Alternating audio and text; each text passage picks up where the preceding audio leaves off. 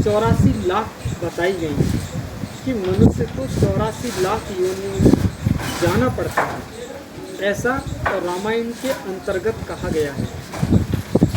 रामायण के अंतर्गत लिखा हुआ है कि लख 84। तो लख 84 का मतलब है कि लख माने होता है देखना, और 84 का मतलब है 84 योनियों को देखिए। और लख से पहले अगर आ जोड़ दिया जाए तो क्या हो जाता है? अलख। और अलख का मतलब होता है जिसको देखा न जाए, और लख का मतलब क्या हो गया? जिसको देखा जाए। कि आप अपने 84 जन्मों को देखिए। वो मैंने सीढ़ी के चित्र के माध्यम से आपको समझाया था, लेकिन आज यहाँ पर ये बताना चाहता हूँ कि 84 लाख योनियों में आप आत्माएं नहीं जाती। क्यों? जैसे कि कोई पेड़ पर अगर सेब का पेड़ है उस पर मिर्च नहीं आएगी, केला के पेड़ पर कटहल नहीं आएगा, ऐसे ही आप मनुष्य आत्मा हो और इस सृष्टि के रंग मंच पर आप आत्माओं ने मनुष्य आत्माओं के साथ आपके कर्म बंधन हैं।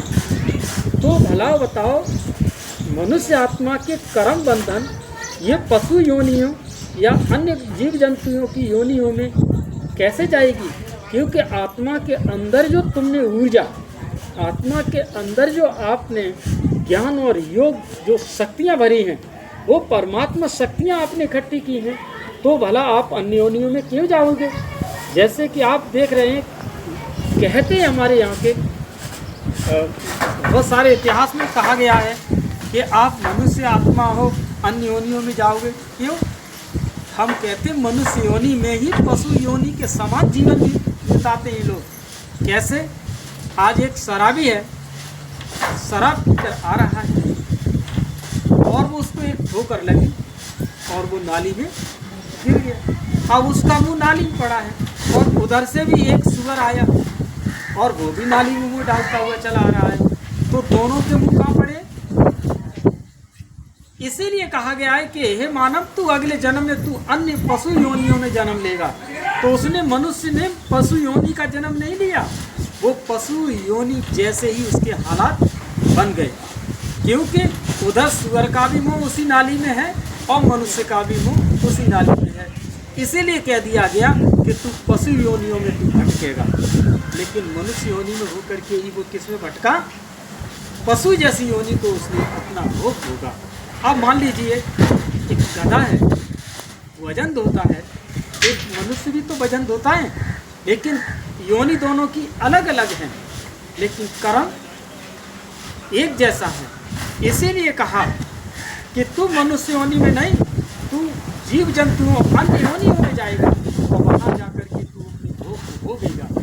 तो मनुष्य रहा, लेकिन योनि कौन सी होगी? उसने गधे की योनि की तरह उसने कर्म किया। उसने इसलिए कह दिया गया, अरे तू हे मानव, तू अगले जन्म में तू बिल्ली बनेगा।